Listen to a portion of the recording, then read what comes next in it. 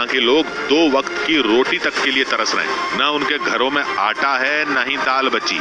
इसी वजह से पाकिस्तान लगातार IMF से मदद की गुहार लगा रहा था, जो उसने पूरी कर दी और पाकिस्तान को $700 मिलियन यानी भारतीय रुपयों में 5,600 करोड़ रुपए की मदद देने का ऐलान कर दिया, क्योंकि IMF का अनुमान है कि इस साल पाकिस्तान की GDP में 2% का इजाफा हो सकता है। और माना जा रहा है कि इसी के बाद IMF पाकिस्तान की मदद को राजी हुआ और IMF ने उसकी मांग को पूरा कर दिया। हालांकि कुछ मीडिया रिपोर्ट में यह भी दावा किया गया कि पाकिस्तान ने इस बार IMF से अपने देश में चुनाव कराने के लिए पैसे मांगे। मतलब उसने इस बार अपने देश में चुनाव कराने के लिए IMF के आगे झोली फैला दी और उसे बदले में एक अच्छी खासी रकम मिल गई। उधर पश्चिम बंगाल में नक्सलियों का एक बड़ा नेता पुलिस की गिरफ्त में आ गया।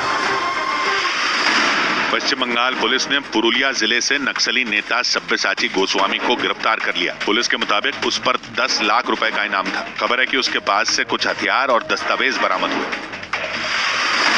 सूत्रों के मुताबिक आतंकी संगठन हिजबुल मुजाहिदीन के आतंकी जावेद मट्टू ने पूछताछ में पाकिस्तान की साजिश का बड़ा पर्दाफाश किया। खबर है कि मट्टू ने जानकारी दी कि भारत में आतंकवाद को फैलाने के लिए पाकिस्तान हवाला के जरिए बड़ी फंडिंग कर रहा है और जम्मू कश्मीर में मौजूद मोहम्मद रफी नाम का आतंकी उन पैसों का हिसाब रखता है। जावेद मट्टू को हाल ही में दिल्ली में गिरफ्तार किया गया था।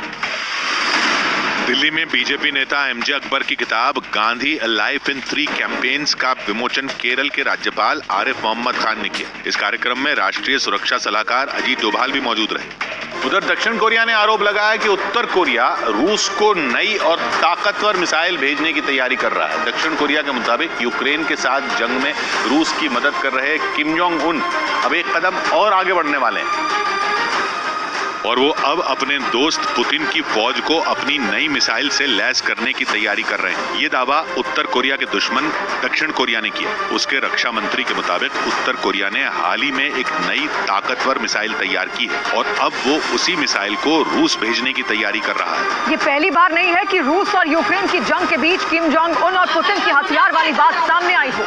इससे पहले भी कई बार यूक्रेन के मददगार देशों ने ऐसे आरोप लगाए हैं कि किम जोंग उन पुतिन के साथ दोस्ती निभाने के लिए उन्हें घातक हथियार सप्लाई कर रहे हैं और दावा है कि इसके बदले उत्तर कोरिया को पुतिन की तरफ से भारी भरकम रकम दी जा रही है और उन्हीं पैसों से किम जोंग उन उत्तर कोरिया की बदहाल अर्थव्यवस्था को संभालने में जुटे हैं। यही नहीं, रूस से उत्तर कोरिया को हथियारों की नई तकनीक मिलने का भी दावा किया जाता है और रूस की उसी तकनीक का इस्तेमाल करके उत्तर कोरिया नए हथियार और मिसाइलें बना रहा है। अपने ऐसे ही हथियारों के दम पर किम जोंग उन अमेरिका तक को आंख दिखा रहे हैं। हालांकि दक्षिण कोरिया ने उत्तर कोरिया पर सिर्फ नई मिसाइल रूस भेजने का ही आरोप नहीं लगाया, बल्कि उसने तो ये तक कह दिया कि उत्तर कोरिया यूक्रेन का इस्तेमाल अपनी मिसाइलों को टेस्ट करने की जगह के तौर पर कर रहा है। मतलब ये कि जैसे ही रूस उत्तर कोरिया से मिली मिसाइलों को यूक्रेन पर दागता है तो उनकी ताकत का पता चल जाता है।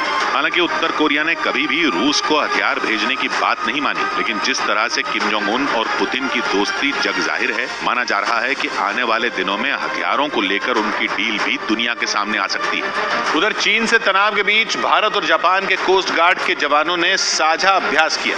चीन का भारत और जापान के साथ सीमा को लेकर कई साल से विवाद रहा है और इसी बीच समुद्री सीमा की सुरक्षा को मजबूत करने के लिए भारत और जापान एक साथ आ गए। समंदर में सरहदों की रक्षा के लिए जिम्मेदार दोनों देशों के कोस्ट गार्ड के जवानों ने दुश्मनों को ठिकाने लगाने का अभ्यास किया। इस ड्रिल में भारतीय कोस्ट गार्ड के आधा दर्जन से ज्यादा जहाजों और निगरानी करने वाले विमानों ने हिस्सा लिया।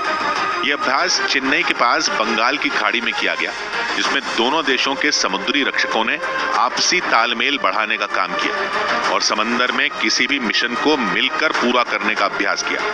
5 दिनों की इस ड्रिल की शुरुआत 8 जनवरी को हुई थी।